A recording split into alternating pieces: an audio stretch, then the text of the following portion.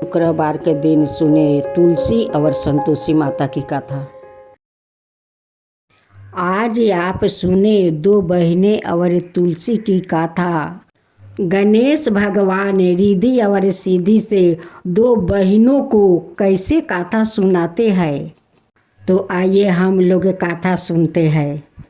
एक दिन गणेश भगवान अपना दोनों पत्नियां रिद्धि और सिद्धि के साथ वर्मन कर रहे थे। तभी रिद्धि और सिद्धि को वो दो बहनें पर नजर पड़ते हैं। तब कहती है कि स्वामी थोड़ा ठहर जाइए। तभी रिद्धि सिद्धि कहती है गणेश जी से कि स्वामी वो दो बहनों को देखिए कैसे तुलसी माता को पूजा कर रही है। रिद्धि और सिद्धि गणेश जी से कहती है स्वामी ये दोनों बहनें के बारे में कुछ कहानी सुनाइए। गणेश जी कहते हैं कि ठीक है, तुम लोग को ये दोनों बहनें के बारे में कथा सुनाता हूँ। ये दोनों लड़कियों को तुम लोग देख रही हो, ये दोनों लड़की सेठ जी का बेटी है। बड़ी बहन के नाम है सीता और छोटी बहन के नाम है गीता। सीता बहुत श्रद्धालु और पूजा पाठ में श्रद्धा भक्ति रखती है। सीता सुबह उठकर अपना घर आंगन को सारा काम खत्म कर लेती है। स्नान करके तुलसी माता को श्रद्धा भक्ति से पूजा करती है। गीता सोकर उठती है, नहीं हाथ पैर धोती है, नहीं अपना कपड़ा बदलती है, वैसे ही जाकर तुलसी में जल ढाल देती है। कभी कभी तो गीता एक हाथ से कुछ खा रही है और दूसरे हाथ से तुलसी में जल ढाल रही है, क्योंकि गीता का पूजा पाठ में तो मन नहीं था और नहीं वो करना चाहती थी। उनकी पिताजी कहते हैं कि दोनों बहनें मिलकर तुलसी का सेवा करो। गीता अपना पिताजी के दिखावा के लिए करती है या जाकर कहती है कि पिताजी मैं तुलसी का पूजा कर लिया। देखते देखते सेठ जी के दोनों बेटी बड़ी हो जाती है। एक दिन सेठ जी अपना दोनों बेटी के लिए घर बार ढूंढने जाते हैं और ढूंढ कर वो दोनों बेटी को शादी कर देते हैं। दोनों अपना अपना ससुराल चली जाती है।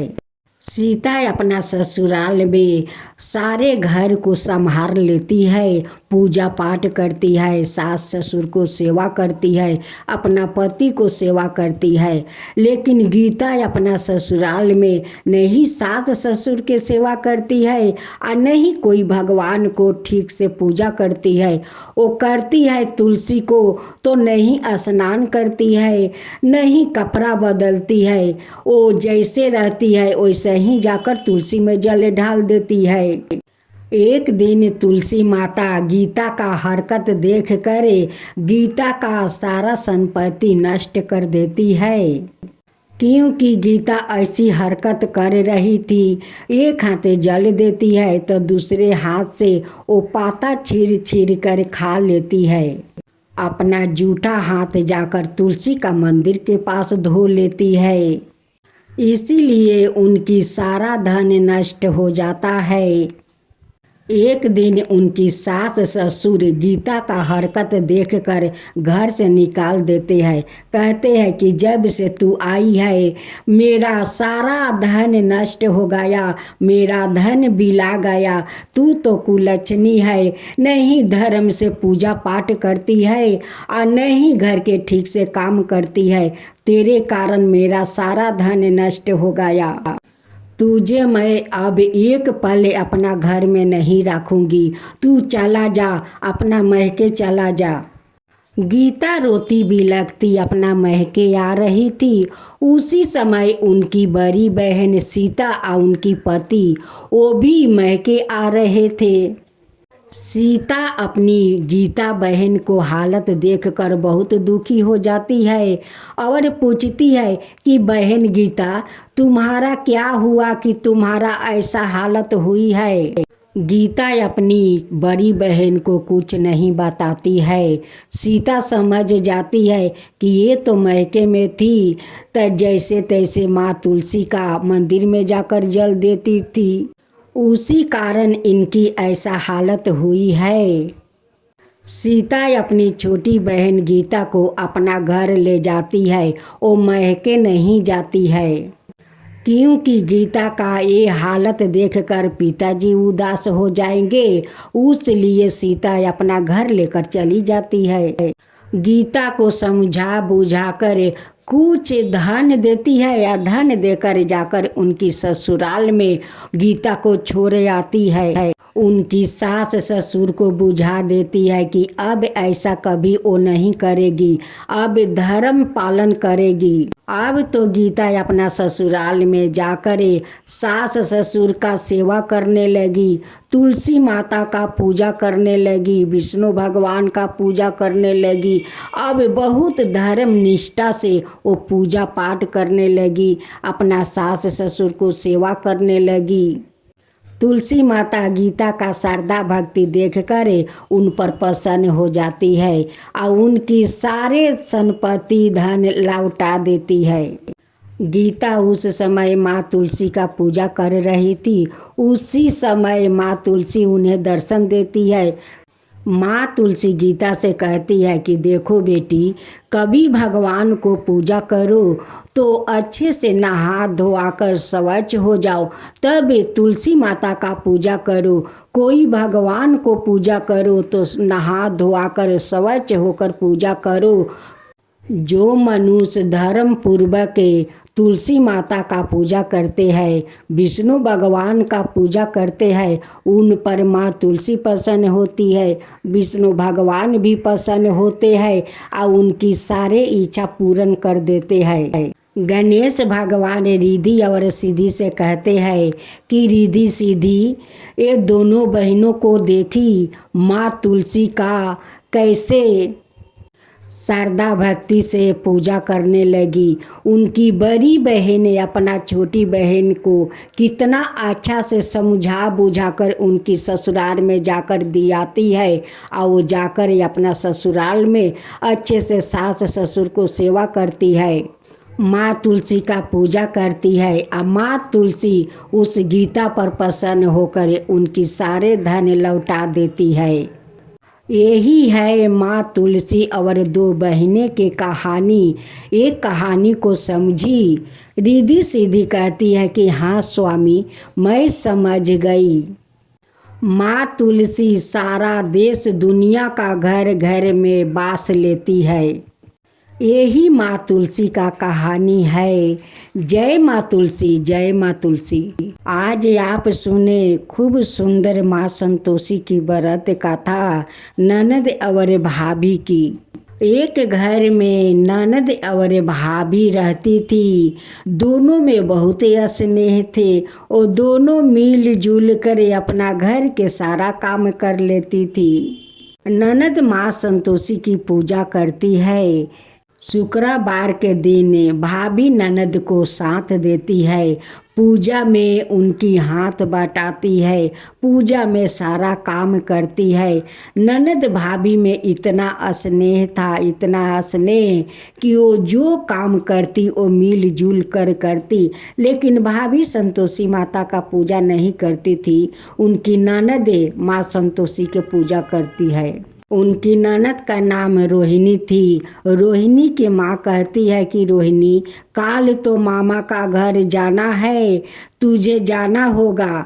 रोहिणी कहती है कि माँ, मैं तो मामा के घर जाऊंगी, लेकिन मेरे माँ संतोषी का ख्याल कौन रखेगा। माँ कहती है कि रोहिणी, तेरे भाभी है ना, भाभी तेरे माँ संतोषी का ख्याल रखेगी। उनकी भाभी तो बहुत भोली थी। रोहिणी अपना माँ के साथ मामा के घर जाती है। रोहिणी 5 दिन के लिए मामा के घर गई थी। इधर उनकी भाभी संतोषी का बहुत ख्याल रखती थी, बहुत सेवा जतन करती थी। उनकी प्रतिमा के पास जाती है और कहती है कि संतोषी, मैं भोजन बना रही हूँ, तुम जल्दी जल्दी स्नान कर लो, देखो मेरा भोजन अभी अभी तैयार हो जाएगा। कह कर फिर रसोई घर में चली जाती है। फिर थोड़ा देरी के बाद आकर देखती है, कहती है कि माँ संतोषी, अभी तक तुम स्नान नहीं की, मेरा भोजन भी तैयार हो गया, जाओ जल्दी से स्नान कर लो। माँ संतोषी तो उनकी बात सुनकर उस फोटो से प्रकट हो जाती है। होकर जाकर कहती है कि भाभी बताओ मैं कहाँ स्नान करूं। भाभी कहती है कि देखो बाल्टी में मैं पानी भर कर रख दी हूँ, जाओ स्नान जल्दी से कर लो। माँ संतोषी आती है, कहती है कि भाभी मैं तो स्नान कर लिया।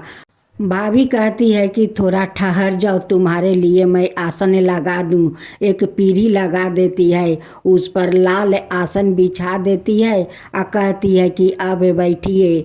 भाभी हाथ में पंखा ले लेती है और माँ संतोषी को डोलाती है या कहती है कि अब भोजन कीजिए। माँ संतोषी कहती है कि भाभी इतना पसंद से मेरे लिए भोजन बनाई हो तो अपना हाथ से मुझे भोजन खिला दो। कहती है कि ठीक है, दो मैं खिला देती हूँ।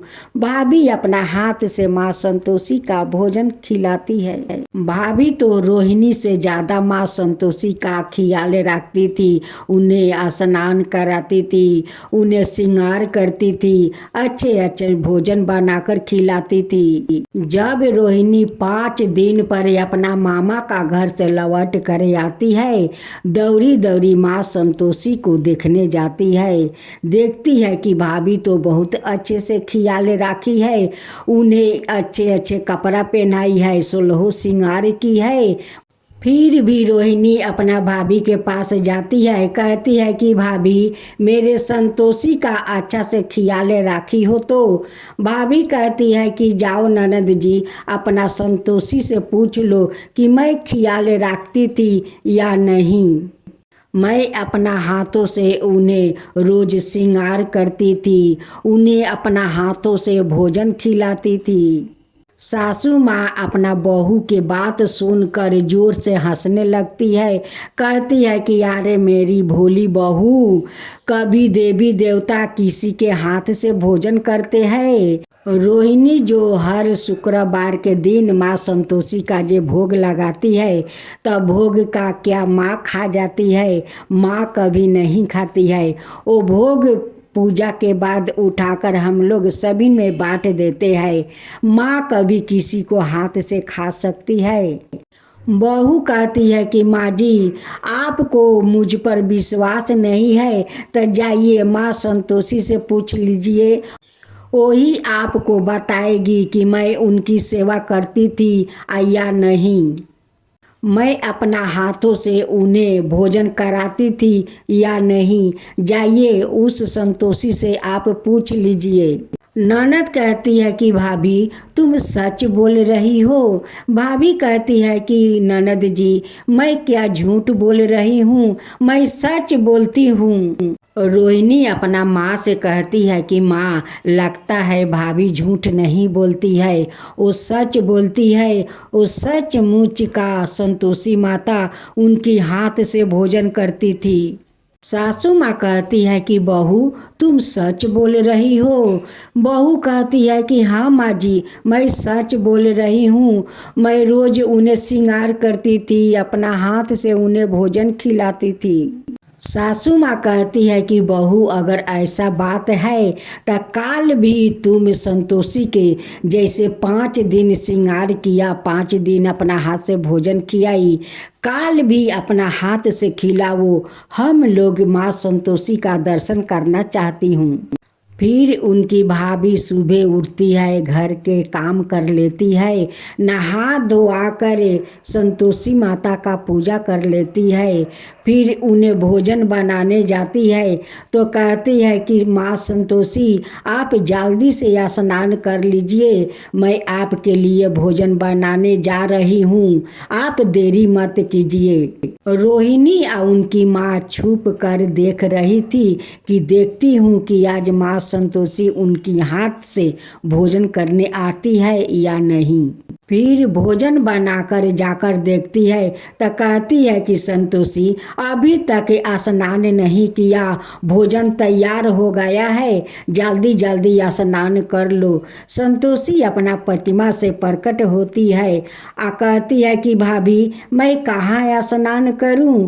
कहती है कि वहीं पर बाल्टी में पानी भर दिया है, वहीं पर स्नान कर लो। संतोषी आती है, कहती है कि भाभी अब भोजन दो। कहती है कि ठहरो, पीढ़ी लगा देती है, उस पर आसन बिछा देती है और कहती है कि इस आसन पर बैठो।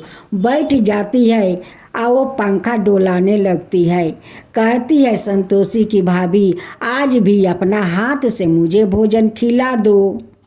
अपना हाथ से भाभी माँ संतोषी का भोजन खिलाती है। उसी समय माँ बेटी वहाँ पर आ जाती है और दोनों माँ बेटी हाथ जोड़कर माँ संतोषी से क्षमा मांगती है। कहती है कि हे माँ संतोषी आज आपको दर्शन हो गया, मेरी बहू के कारण दर्शन हो गया। ननद कहती है कि माँ मैं 7 बछर के उम्र से आपका पूजा करती हूँ, आप कभी मुझे दर्शन नहीं दिया, आप मेरे भाभी के हाथ से भोजन करती है। माँ संतोषी कहती है कि रोहिणी तुम तो पूजा पाठ करती हो, भोग लगाकर चली जाती हो, लेकिन तुम्हारी ये भोली भाभी वो मुझे आकर कहती है कि माँ संतोषी स्नान कर लो। वो मेरे लिए भोजन बनाकर ले आती है, मेरे लिए पीढ़ी लगा देती है, उस पर आसन बिछा देती है, मुझे बैठा कर बड़ा प्यार से वो पंखा डोलाती है। कहती है कि अब आप भोजन कीजिए। मैं तो उनकी हाथ से भोजन कर लेती हूँ, इसलिए उन्हें दर्शन दिया है। माँ संतोषी ननद भाभी को आशीर्वाद देती है और कहती है कि ननद भाभी में ऐसे ही स्नेह बने रहे, सौभाग्यवती बढ़ता रहो, तुम्हारा गोद में जल्द से जल्द संतान आएंगे। कह कर माँ अंतर ध्यान हो जाती है। कुछ दिन का बाद उनकी भाभी माँ बन जाती है। उनकी घर में खूब सुंदर एक बालक को जन्म देती है। उनकी घर में खुशियाँ भर गया। ननद भाभी मिलकर माँ संतोषी का धूमधाम से पूजा करती है। जब 16 शुक्रवार हो जाता है तब ननद भाभी मिलकर माँ संतोषी का धूमधाम से उद्यापन करती है। हे माँ संतोषी जैसे उस भाभी पर आप कृपा किया, उन्हें दर्शन दिया, उनकी हाथ से भोजन किया, वैसा ही सबका ऊपर कृपा कीजिए। हे माँ संतोषी सबका ऊपर कृपा कीजिए। माँ संतोषी की जय हो, माँ संतोषी की जय हो।